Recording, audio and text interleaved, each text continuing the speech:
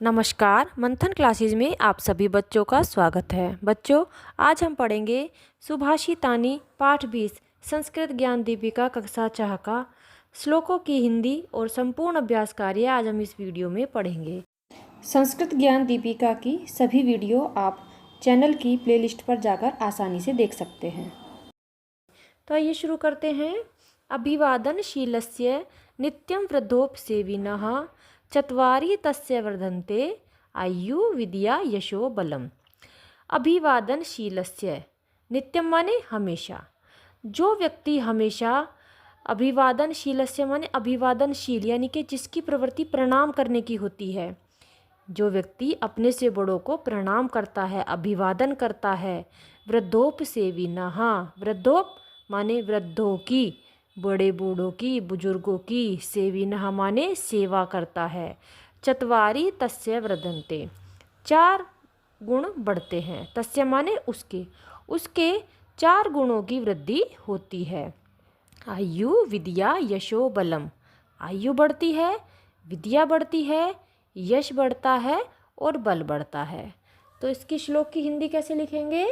जो व्यक्ति बड़ों का अभिवादन व सम्मान करने वाले होते हैं तथा अपने बुजुर्गों की सेवा करने वाले होते हैं, उनकी आयु, विद्या, कीर्ति और बल, इन 4 गुणों में वृद्धि होती है। दूसरा श्लोक देखिए। काकः कृष्णः पिकः कृष्णः, को भेदः पि काकयोः।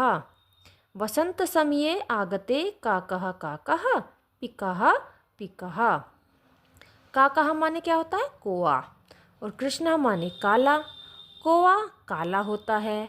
पिकः माने कोयल, कृष्ण माने काली और कोयल काली होती है। कोआ भी काला होता है और कोयल भी काली होती है। को भेदः पिक काकयोः, को माने क्या, भेदा माने भेद है यानी कि अंतर है।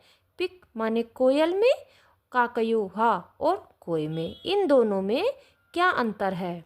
वसंत समये आगते, वसंत समय आने पर यानी कि जब वसंत ऋतु आती है।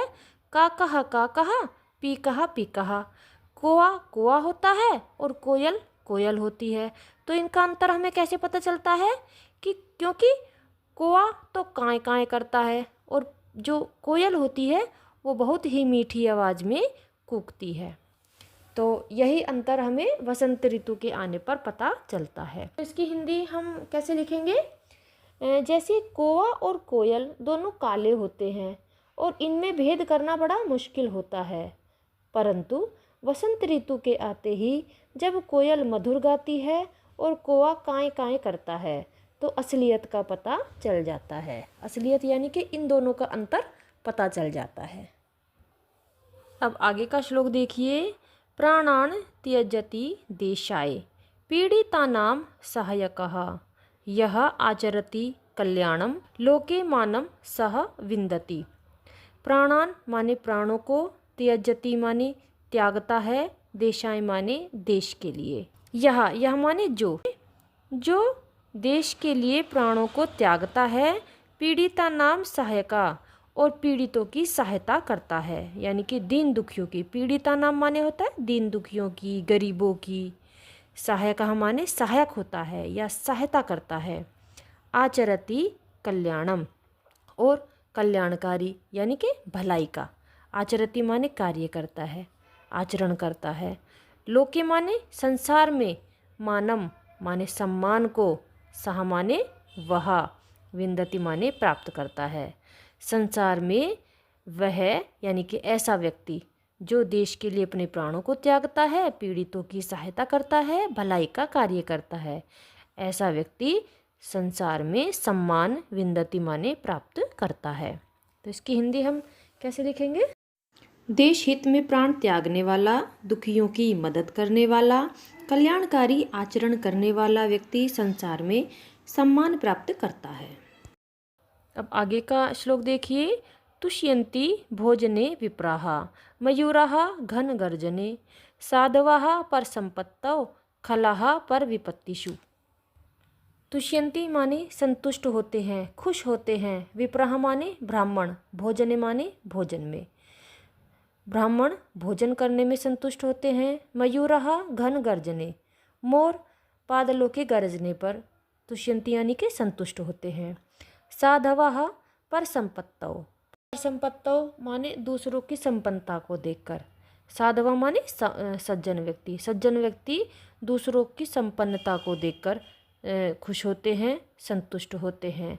खलाः पर विपत्तिषु, खलाः दुष्ट व्यक्ति होते हैं, दुर्जन व्यक्ति होते हैं। पर विपत्तिषु दूसरों की विपत्तियों को देखकर खुश होते हैं। ठीक है, जो सज्जन व्यक्ति होते हैं दूसरों की संपन्नता को देखकर खुश होते हैं, दूसरों के सुख को देखकर खुश होते हैं।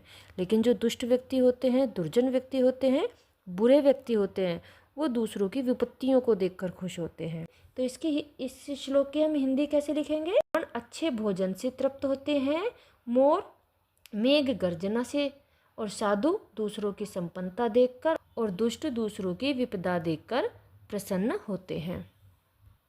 अयम निजः परो वेति गणना लघु चेतसाम, उदार चरिता नाम तु वसुधैव कुटुंबकम। अयम माने यह, निजः माने अपना, परो वेति यह पराया, गणना लघु चेतसाम, गणना इस प्रकार की सोच, लघु चेतसाम छोटे चित्त वाले व्यक्ति, तुच्छ हृदय वाले व्यक्ति, छोटी सोच वाले व्यक्ति, है ना, कुछ भी हम इसे कह सकते हैं।